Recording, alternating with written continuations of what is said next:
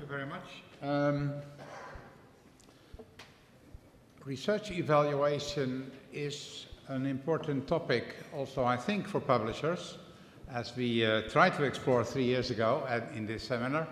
And I think mainly for two reasons. One is that evaluation is becoming much more pervasive, and it's now indirectly and directly having strong impact on research agendas and careers, and also on the formation of new generations of researchers, which means that the process of evaluation is both explicitly and implicitly shaping the research agenda and the kind of knowledge landscape of the short and longer term future.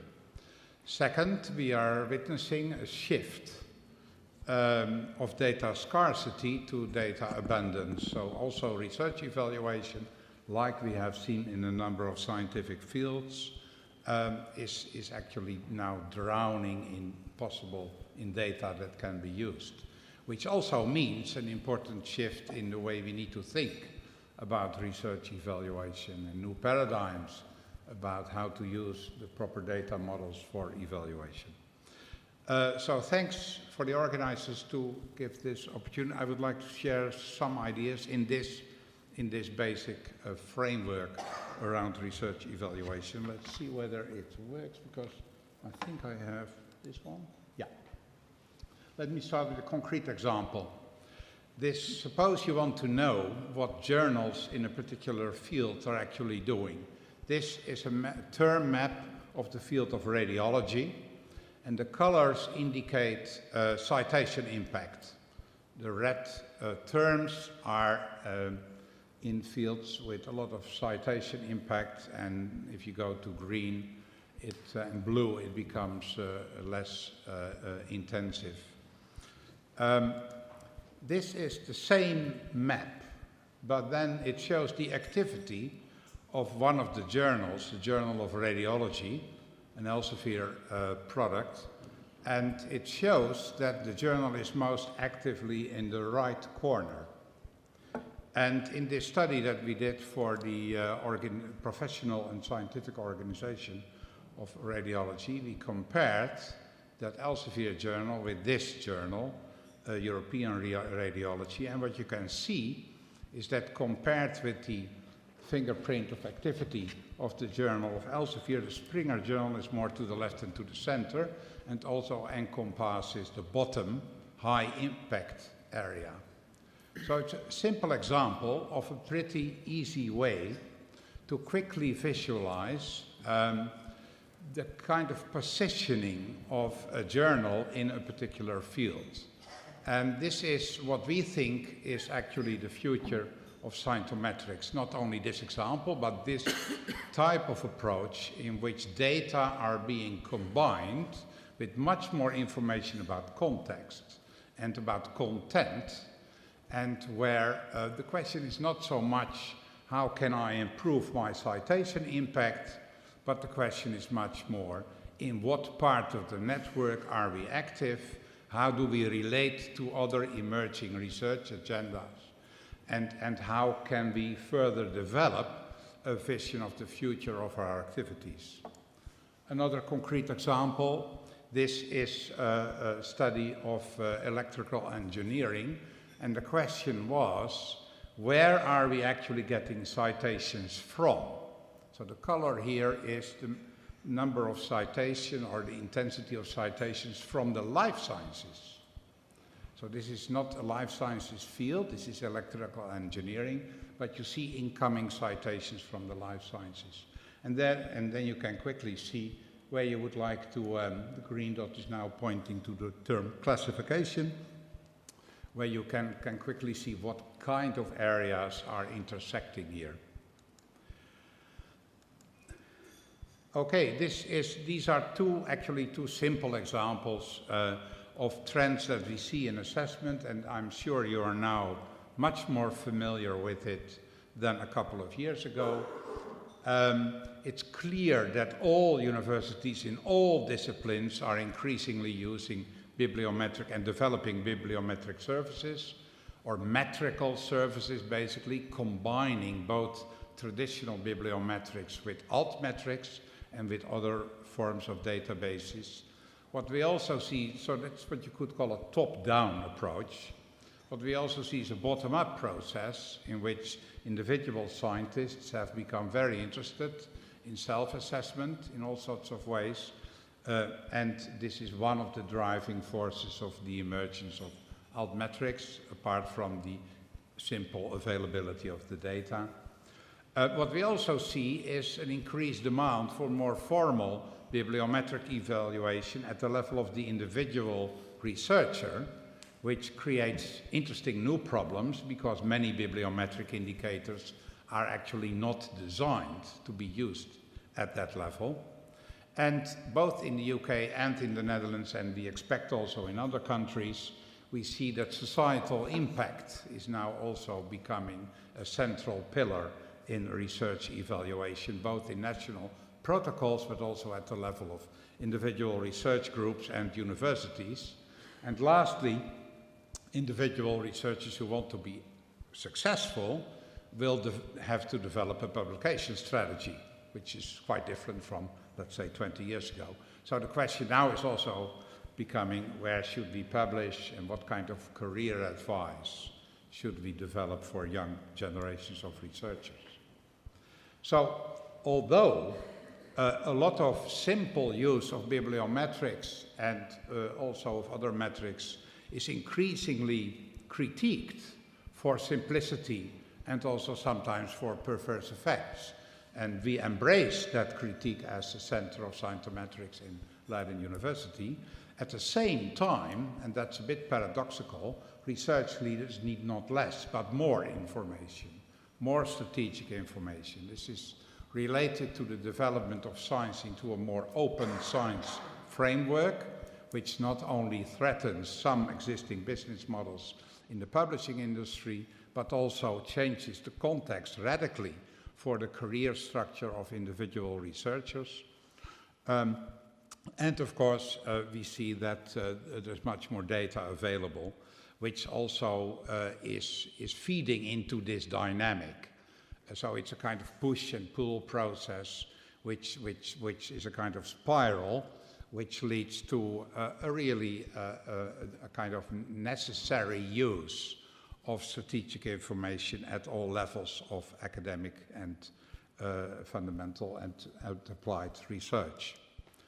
Okay, so this is how we look at the processes in which we are involved, and this has given us the stimulus to participate in what you could call standard setting or principle formulation activities around research evaluation. If it is so pervasive, what kind of principles should we adhere to? In what sense can we produce a practice, both technically and socially, in which research evaluation helps to promote scientific progress rather than create problems in the development of the scientific enterprise? And this is one of the reasons that we participated in the writing of this report, The Metric Tide, which is a recent HEFKI report which tried to develop a number of principles based on large-scale empirical studies. One conclusion is that metrics, if we want to use it, needs to be combined with peer review, because peer review expert judgment remains one of the most trusted mechanisms in the scientific community, although, of course, the way it's organized has all sorts of problems, and it's certainly not unbiased. This is also one of the reasons to try to combine metrics with peer review to push back some of the kind of old boys network effects of peer review. At the same time, we need to be aware that quantitative indicators can travel more easily from one context to the other, more easily than qualitative expert judgment, which also means that they're easier translated into or incorporated in what we could call perverse incentives or perverse effects. And there is really quite widespread concern that, for example, in medical research, PhD students are too much focused on short-term increases of their Hirsch index or journal impact factor rather than on trying to build a career to tackle some complicated and important and urgent medical problems. At the same time, one of the reasons that there is part of the critique of indicators is that our current data infrastructure is actually not as good as it should be.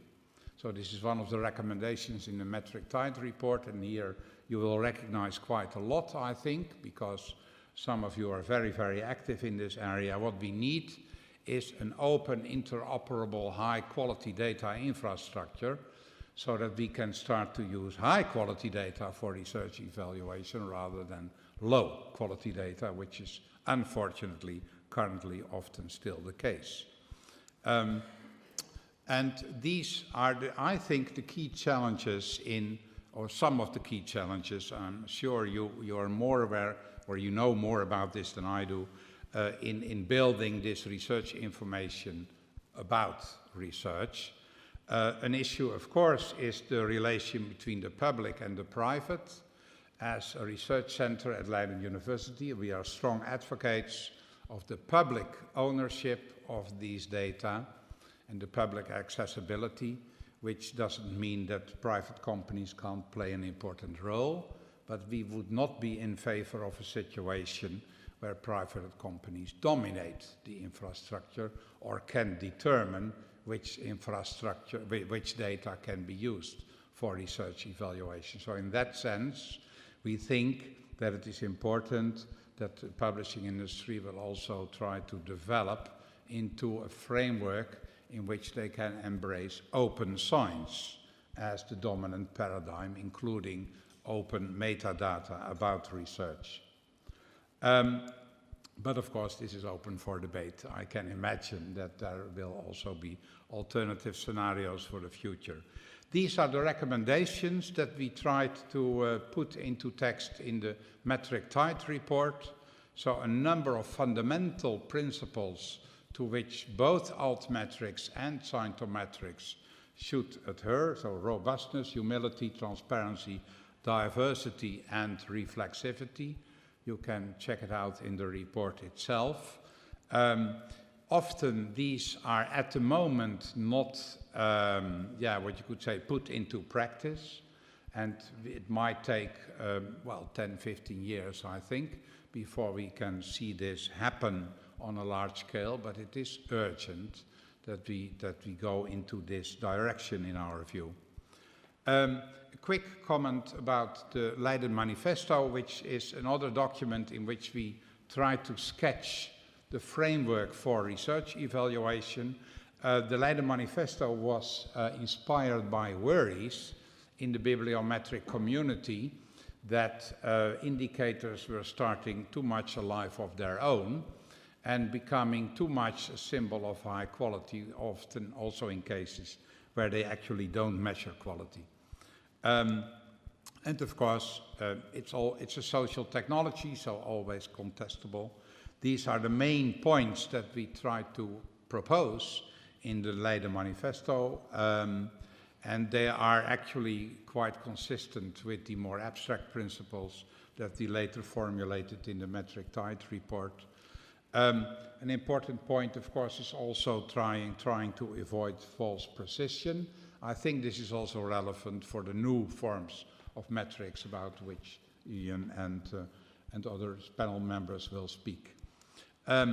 Okay, quickly a few remarks about altmetrics. So my claim here is that these principles and the more abstract general principles in the metric tide report are also very, very relevant for the new forms of metrics. So they're not restricted to traditional citation or publication metrics. And we will, of course, move into a situation where we no longer will talk about these different forms of metrics, but we will simply talk about metrics and data and use them for the purpose of research evaluation. A few remarks about our findings into altmetrics. one of the reasons why we often don't want to use the term altmetrics is that, although I liked the manifesto when it was published, by the way, is because it tends to put things together that are actually quite different. So, for example, if we compare the pattern of distribution of citation over the map of science, so this Vosviewer map, then we see that Mendeley and citations are closely related, which, indicates that indeed somehow Mendeley readerships, so these are total readerships, do indeed correlate to the process of reading and writing scholarly work in a comparable way to citations in some sense, although they're not exactly the same. Interestingly, for example, the total readership counts in Mendeley is a better predictor of the citation impact of journals than the journal citation indicator that we use at CWTS. We don't use the traditional impact factor because of some technical critiques we have of that factor, but the comparable indicator that is closely related to the journal impact factor. And here you see, that's a bit funny, we didn't expect this actually, the total readership is a better predictor. However, Twitter has a very different pattern. So tweeting is not the same as, so it's not in any way related to the process of scholarly publication, but this is what you would expect. And also it's strong in where societal impact of research is more directly connected to research. And blogging, as you would expect, looks most like journalism. And it's strongly related to interdisciplinary fields and areas. Okay, this was my little penny for this afternoon. You could summarize it with the claim, context counts, and the future of scientometrics will be contextualized metrics. Thank you for your attention.